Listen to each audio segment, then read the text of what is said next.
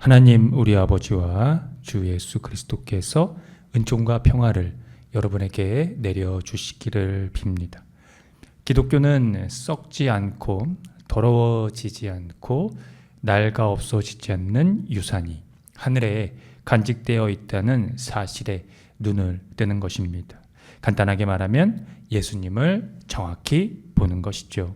이것을 베드로전서 기자의 표현대로 하면 다음과 같습니다. 베드로전서 1장 21절입니다.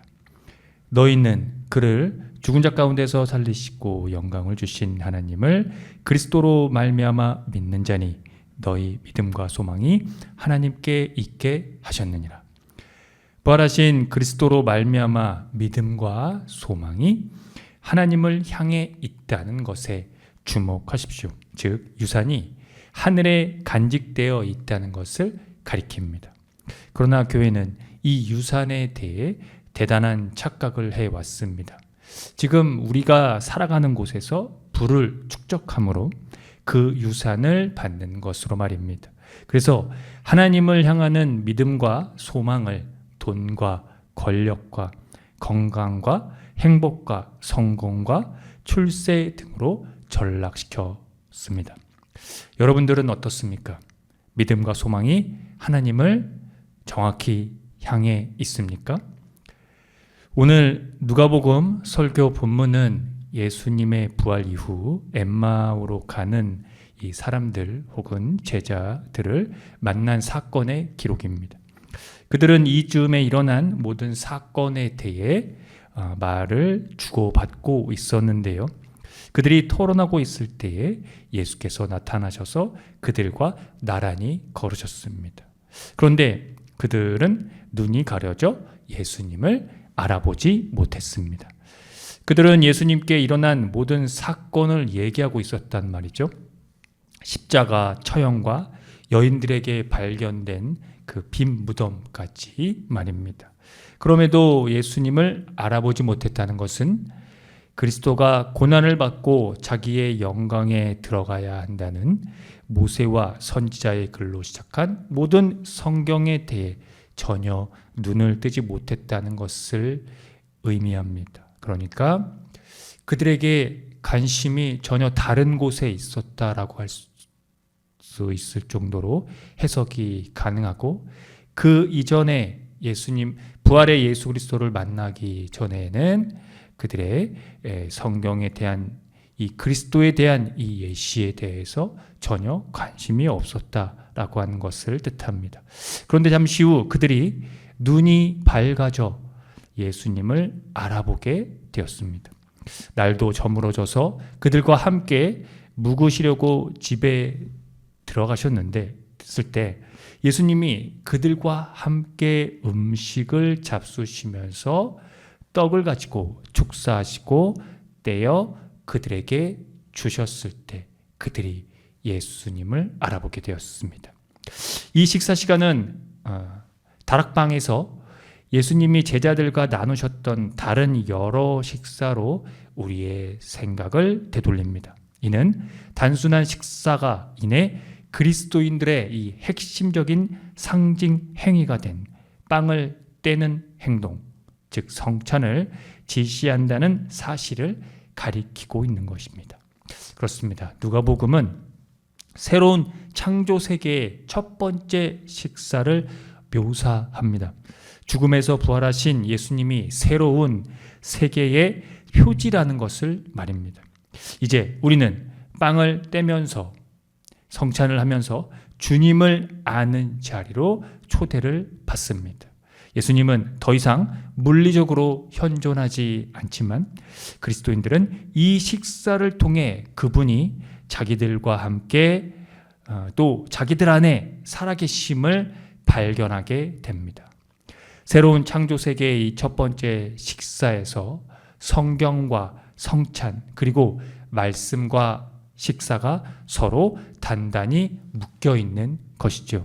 그것이 그리스도인들의 삶의 토대와 핵심으로 자리하게 되어 조기교회의 시작과 역사가 되었습니다. 오늘 그 역사의 현장에서 한 시각에서 베드로는 유대인들과 이 예루살렘 주민 앞에서 연설을 하고 있는 모습을 사도행전에서 우리가 살펴보았습니다. 이 연설의 핵심은 하나님께서 이스라엘 사람들이 십자가에 못 박은 예수님을 주님과 그리스도가 되게 하셨다는 것이 그것입니다. 사람들은 베드로의 이 연설에 마음에 찔려 회개하고 예수 그리스도의 이름으로 세례를 받아 죄용서를 받았습니다. 그래서 그날의 기록을 성서 기자는 이렇게 기록했습니다. 신도의 수가 약 3,000명이 늘어나게 되었다고 말입니다. 오늘 본문에는 포함되어 있지는 않지만 바로 오늘 본문 이후에 한 절 뒤에 이 말씀에는 이 사도행전 기자의 기자가 그들의 이 3,000명 성도가 늘어나면서 그 이후의 삶을 이렇게 기록을 하고 있는데요. 그들이 사도의 가르침을 받아 서로 교제하고 떡을 떼며 오로지 기도하는 일에 전념했다고 말입니다. 새로운 창조 세계의 첫 번째 식사가 그리스도인들의 삶을 지배했다는 것입니다. 이를 신학적으로 예수 그리스도의 살과 피를 나눴다는 그 성례의 의미를 갖습니다. 즉 예수 그리스도처럼 이웃을 위해 십자가를 질 수 있다는 선언입니다.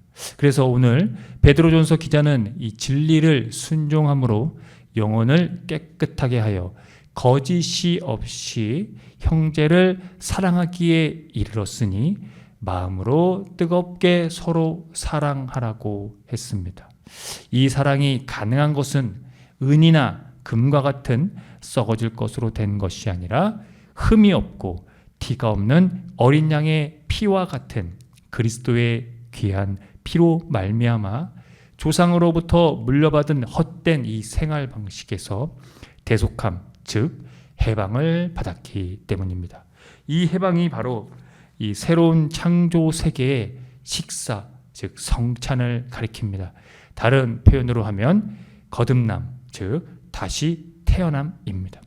썩어질 씨로 된 것이 아니라 썩지 아니할 씨, 곧 살아있고 항상 있는 하나님의 말씀으로 되었기 때문입니다. 사랑하는 성도 여러분, 의식적으로는 이 성례에 참여함으로 또 신앙적으로는 밥상 공동체 식사에 참여함으로 우리는 새롭게 다시 태어난 존재가 되었습니다. 썩지 아니할 씨인 하나님의 말씀으로 말입니다. 그 말씀은 창세 전부터 구세주로 미리 정함을 받으셨고 이 마지막 때에 우리를 위해 세상에 나타나게 하시어 죽은 자 가운데서 살아나셔서 영광을 받으신 예수 그리스도입니다. 그분으로 말미암아 우리가 하나님을 믿고 하나님께 희망을 두게 되었습니다.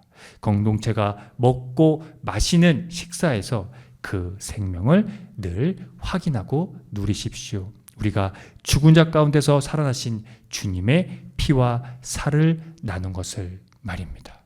아멘. 함께 기도합니다.